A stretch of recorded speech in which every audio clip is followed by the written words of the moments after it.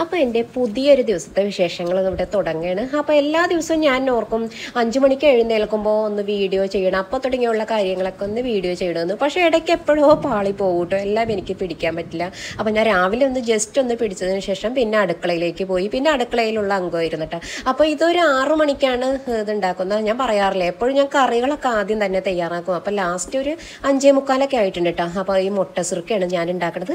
അപ്പോൾ അതുണ്ടാക്കാൻ വളരെ എളുപ്പമാണ്. 2 ഗ്ലാസ് പച്ചരി വെള്ളത്തിലിട്ട് കുതിർത്തിയതിന് ശേഷം അതിലേക്ക് 1/2 ഗ്ലാസ് ചോറും പിന്നെ 2 മുട്ടയും കൂടി അടിച്ചൊഴിച്ച് മൊത്തം ഒന്ന് അരച്ചെടുക്കുക. ശരിക്കും പറഞ്ഞാൽ ഞാനിത് വെള്ളയപ്പം ഉണ്ടാക്കാൻ വേണ്ടിയിട്ട് ഞാൻ ചേർത്തതാണ്, അരി വെള്ളത്തിലിട്ടതാ. പക്ഷേ അപ്പോൾ നോക്കിയപ്പോൾ തേങ്ങ ഇരിപ്പില്ല. അപ്പോൾ പിന്നെ എനിക്ക് തോന്നി ഈ മുട്ട സിറുക്ക ഉണ്ടാക്കാമെന്ന്. ഇത് നല്ല ടേസ്റ്റാണ്, എല്ലാവർക്കും ഇഷ്ടമാകും.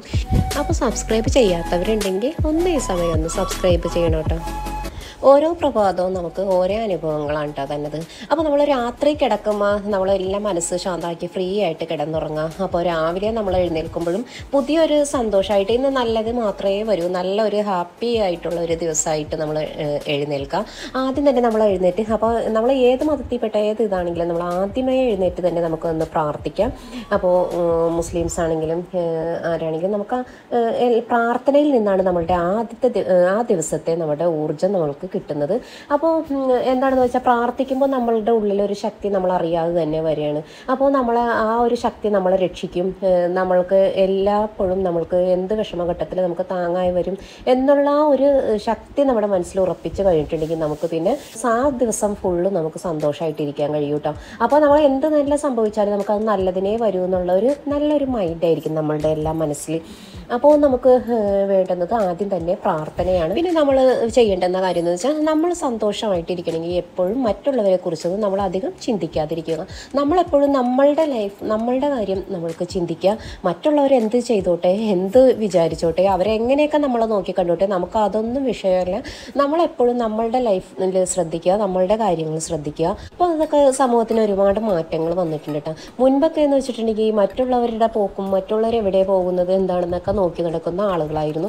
പക്ഷേ ഇപ്പോൾ ഈ സോഷ്യൽ മീഡിയ ഒക്കെ വന്നതിന് ശേഷമാണ് തോന്നുന്നു കുറേയൊക്കെ മാറ്റങ്ങൾ വന്നിട്ടുണ്ട്. അപ്പോൾ നമ്മൾക്ക് എപ്പോഴും നമ്മളുടെ ഉള്ളിൽ നമ്മൾ ഇത് ചെയ്തിട്ട് ശരിയാവും നമ്മളുടെ ഉള്ളിൽ തന്നെ ഒരു തോന്നലുണ്ടെങ്കിൽ നമ്മൾ ആ വഴിയെ തന്നെ ചിന്തിക്കുക. മറ്റുള്ളവരോട് കൂടുതൽ അഭിപ്രായങ്ങൾ നമ്മൾ ചോദിക്കാനും പറയാനും ഒക്കെ നിന്നിട്ടുണ്ടെങ്കിൽ നമുക്ക് ഒരിക്കലും ആ ലക്ഷ്യസ്ഥാനത്ത് എത്താൻ കഴിയില്ല. അപ്പോൾ നമ്മൾക്ക് ശരിയെന്ന് തോന്നുന്ന കാര്യങ്ങളിലൂടെ തന്നെ നമ്മൾക്ക് സഞ്ചരിക്കാവുന്നതാണ്.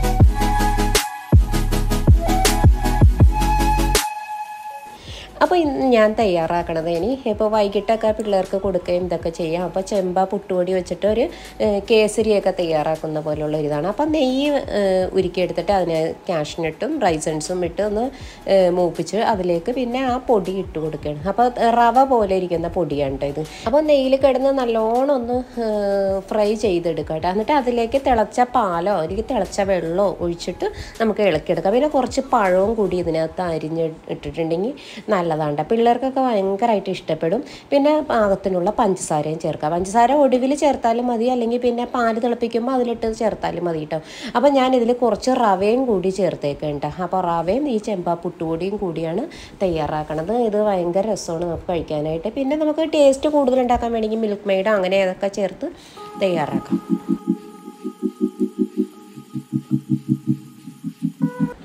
അപ്പോൾ നമ്മൾക്ക് കിട്ടുന്ന ഓരോ സമയവും നമ്മൾക്ക് വളരെ വിലപ്പെട്ടതാണ്.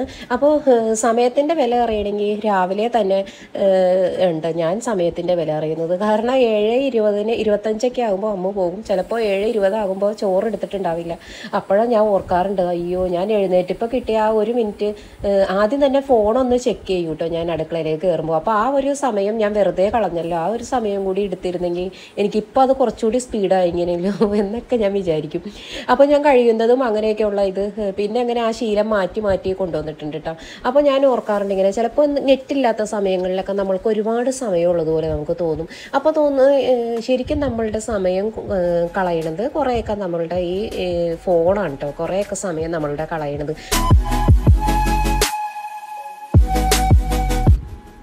അപ്പോൾ നമ്മൾ ഈ സമയം ഇങ്ങനെ വെറുതെ കളയുന്ന നേരം കൊണ്ട് നമ്മൾക്ക് മുൻപോട്ട് പോകാനുള്ള വഴികളെക്കുറിച്ച് നമുക്ക് ഈ സമയം ചിന്തിക്കാവുന്നതാണ്. ഈ കിട്ടുന്ന ഓരോ നിമിഷവും നമ്മളുടെ ഈ നല്ല പ്രായത്തിലുള്ള ഓരോ നിമിഷവും നമുക്ക് വിലപ്പെട്ടതാണ് കേട്ടോ. അപ്പോൾ ഞാൻ അതിന് ഉദാഹരണം ഒരു ഇത് പറയാം. ഞാൻ മുൻപ് എൻ്റെ മനസ്സിൽ തൊട്ടുണർത്തിയ ഒരു മോട്ടിവേഷൻ കഥയുണ്ട് കേട്ടോ. അപ്പോൾ അതെന്താണെന്ന് വെച്ചിട്ടുണ്ടെങ്കിൽ ഒരു ഗുരുവും അതിൻ്റെ ശിഷ്യനും കൂടി ഒരു ഗ്രാമത്തിലൂടെ ഇങ്ങനെ പോകുമായിരുന്നു. അപ്പോൾ പോയപ്പോൾ ഒരു സ്ഥലത്ത് അതിന് നല്ല ഉച്ച സമയമായിരുന്നു. ദാഹമൊക്കെ തോന്നിയിട്ട് അവിടെ ഒരു മോരും വെള്ളമൊക്കെ വിൽക്കുന്ന ഒരു കടയുണ്ടായിരുന്നു. അപ്പോൾ അവിടെ കയറിയിട്ട് അവർ മോരും വെള്ളം കുടിച്ചു. അപ്പോൾ ആ കടക്കാരനോട് ചോദിച്ചു, ഇത് നല്ല മോരും വെള്ളമാണല്ലോ, ഒരു ഗ്ലാസും കൂടിയും കിട്ടുമോ, നല്ലതാണല്ലോ എന്ന് ചോദിച്ചു. അപ്പോൾ ആ കടക്കാരൻ പറഞ്ഞു, ഇത് ഞങ്ങളുടെ പശുവിൻ്റെ പാലിൽ നിന്നുണ്ടാക്കുന്ന മോരാണ്, ഇവിടെ തന്നെ തയ്യാറാക്കുന്നതാണ്. അപ്പോൾ അത് അങ്ങനെ ആ കടക്കാരൻ പറഞ്ഞിട്ടാണ്. അപ്പോൾ പിന്നെ ആ ഗുരുവും ശിഷ്യനും കൂടി അവിടെ നിന്ന് പോയി കുറേ അങ്ങോട്ട് പോയി കഴിഞ്ഞപ്പോൾ ആ കടക്കാരൻ്റെ പശു അവിടെ നിൽക്കണ കണ്ടിട്ടാണ്. അപ്പോൾ ആ പശു ഇങ്ങനെ ഒരു മുകളിൽ ഒരു സ്ഥലത്താണ്, ഒരു മലയുടെ മുകളിലാണ് നിൽക്കണ കണ്ടത്.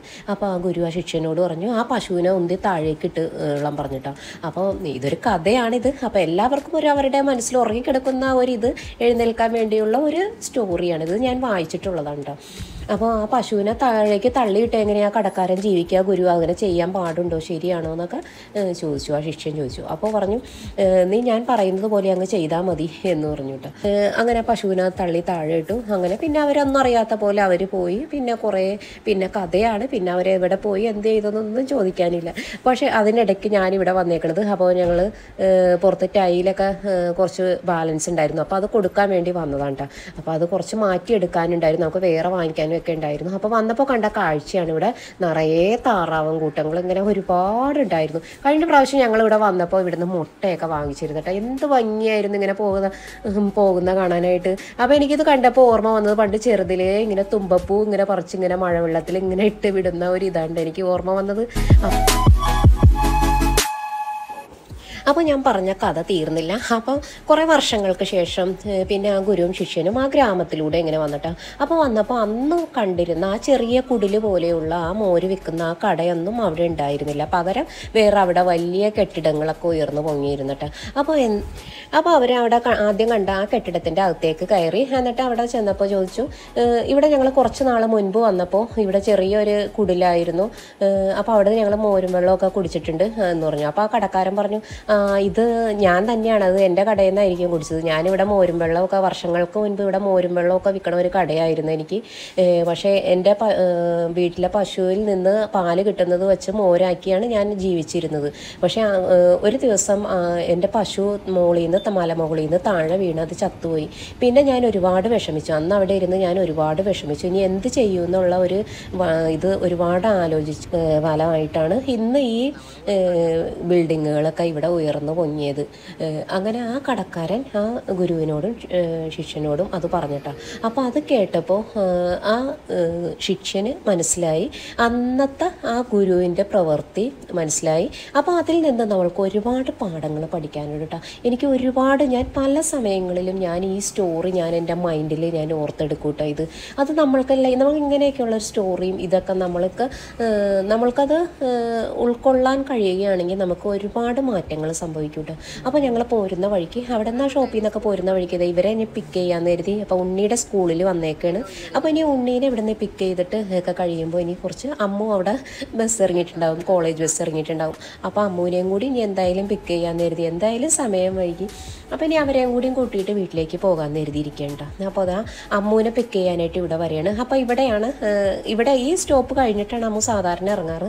അപ്പോൾ നമ്മൾ ഇവിടെ എളുപ്പത്തിന് കാർ കൊണ്ട് വരാവുന്ന കാരണം അവിടെ ഇറങ്ങിയതാണ് കേട്ടോ. അപ്പോൾ അവിടുത്തെ ഷോപ്പിൽ നിന്ന് അപ്പോൾ എനിക്കാണെങ്കിൽ അവിടെ പലഹാരങ്ങളൊക്കെ നിറഞ്ഞു കിടക്കണുണ്ട്. അപ്പോൾ എനിക്ക് ഭയങ്കര ആഗ്രഹം, എനിക്ക് അങ്ങനെയാണ്. പക്ഷേ കൂടുതലായിട്ടൊന്നും കഴിക്കൂല. എന്നാലും ഇതൊക്കെ പണ്ട് ചെറുതിലേ നമ്മളിങ്ങനെ വാങ്ങിച്ച് കഴിച്ച ആ ഒരു ഇത് ഓർക്കുമ്പോൾ ഇങ്ങനെ പലഹാരങ്ങൾ കാണുമ്പോൾ വാങ്ങിക്കണമെന്ന് തോന്നും കേട്ടോ. അപ്പോൾ അതൊക്കെ അങ്ങനെ വാങ്ങിച്ചിട്ട് നമ്മളിനിയിപ്പോൾ വീട്ടിലേക്ക് പോവുകയാണ്. അപ്പോൾ ഞാൻ എൻ്റെ വീഡിയോ ഇനിയിപ്പോൾ ഒരുപാടൊന്നും നീട്ടിക്കൊണ്ടു പോകുന്നില്ല. അപ്പോൾ ഞാൻ പറഞ്ഞ സ്റ്റോറി ഇതെല്ലാം അവരുടെ മനസ്സിൽ വയ്ക്കുക. അപ്പോൾ എല്ലാവർക്കും നല്ലൊരു മോട്ടിവേഷനാണത്. അപ്പോൾ സ്ഥിരം നമ്മൾ ചെയ്യുന്ന ആ ഒരു പ്രവൃത്തി ഇങ്ങനെ ഡെയിലി ഇങ്ങനെ ചെയ്യുന്നതിൽ മാറ്റി നമ്മൾ ചിന്തിക്കുക. എന്തെങ്കിലും നമുക്ക് മാറ്റം വരുത്താൻ കഴിയുകയാണെങ്കിൽ നമ്മുടെ ആലോചനയുടെ ഭാഗമായിട്ട് നമ്മൾക്ക് എന്തെങ്കിലുമൊക്കെ ചിലപ്പോൾ നമ്മൾ ചിന്തിക്കുന്നതിന് അപ്പുറമായിരിക്കും സംഭവിക്കുന്നത്. ചിലപ്പോൾ നമുക്ക് ചെയ്യാൻ പറ്റാത്തതിൽ അപ്പുറമായിരിക്കും നമ്മൾ ആഗ്രഹിക്കുന്നത്. പക്ഷേ എന്തായാലും നമുക്ക് അതിലെല്ലാം എത്തിപ്പെടാൻ കഴിയും. നമുക്ക് നല്ല രീതിയിൽ തന്നെ മുമ്പോട്ട് പോവുകയാണെങ്കിൽ അപ്പോൾ ആ സ്റ്റോറി എല്ലാവരുടെയും മനസ്സിൽ വയ്ക്കാൻ ഇതൊക്കെ ചെയ്യുക. അപ്പോൾ ഞാൻ വീട്ടിലേക്ക് പോയിക്കൊണ്ടിരിക്കണം.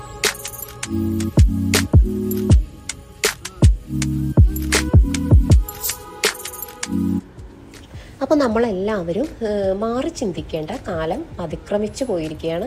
അപ്പോൾ എല്ലാവരും പതിവ് രീതിയിൽ നിന്ന് വ്യത്യസ്തമായിട്ട് പല മേഖലകളുണ്ട്, എന്തെല്ലാം മേഖലകളുണ്ട്, അതെല്ലാം നമ്മളൊന്ന് ചിന്തിച്ച് നോക്കും. ആ വഴിയിലൂടെയൊക്കെ നമുക്ക് എത്തിപ്പെടാനുള്ള നമ്മൾ ആ ഒരു ആഗ്രഹത്തോടു കൂടി തന്നെ ഓരോന്നിനും സമീപിക്കുക. അപ്പോൾ അത് എന്തായാലും നമുക്ക് ആ മേഖലകളിലൊക്കെ നമ്മളിപ്പോൾ ഇതുവരെ നമ്മൾ സഞ്ചരിക്കാത്ത വഴിയാണ്, ഇനി ആ വഴി നമുക്ക് പറ്റില്ല എന്ന് വിചാരിക്കാതെ നമ്മൾക്ക് ഏത് വഴി വേണമെങ്കിലും നമ്മൾക്ക് സഞ്ചരിക്കാം. അപ്പോൾ നമുക്ക് ആ വഴി നമ്മൾക്ക് ഗുണം കിട്ടുന്ന ഏത് വഴിയും നമുക്ക് തിരഞ്ഞെടുക്കാവുന്നതാണ്. നേരായ ഏത് വഴിയും നമ്മൾ തിരഞ്ഞെടുക്കാവുന്നതാണ്. അല്പം റിസ്ക് ഉപയോഗിച്ചിട്ടാണ് നമ്മൾക്ക് ജീവിതത്തിൽ എപ്പോഴും സക്സസ് ആവാൻ പറ്റുള്ളൂ. അപ്പോൾ റിസ്ക് ഉപയോഗിക്കാതെ തന്നെ നമ്മൾ എവിടെയെങ്കിലും ഒതുങ്ങിയിരുന്നാൽ മതി, നമുക്ക് ഇപ്പം കിട്ടുന്നതൊക്കെ മതി, ഇതൊക്കെ മതി, ഇതുകൊണ്ട് തന്നെ ഞാൻ പൂർണ്ണമായും തൃപ്തിയാണ് എന്നൊക്കെ വിചാരിക്കാതെ നമ്മൾക്ക് എത്തിപ്പെടാവുന്ന അത്രയും മേഖലകളിൽ നമ്മൾക്ക് എത്തിപ്പെടാവുന്നതാണ്. അപ്പോൾ എൻ്റെ വീടെത്തി, ഞാൻ എൻ്റെ വീഡിയോ ഇവിടെ വൈൻഡപ്പ് ചെയ്യുകയാണ്. ഇനിയിപ്പോൾ ചായയും പലഹാരങ്ങളൊക്കെ കഴിച്ചിട്ട് ഒന്ന് ഫ്രഷ് ആണ്. അപ്പോൾ ഓക്കെ, ബൈ, താങ്ക് യു. നമുക്കിനി അടുത്ത പ്രാവശ്യം കാണാം.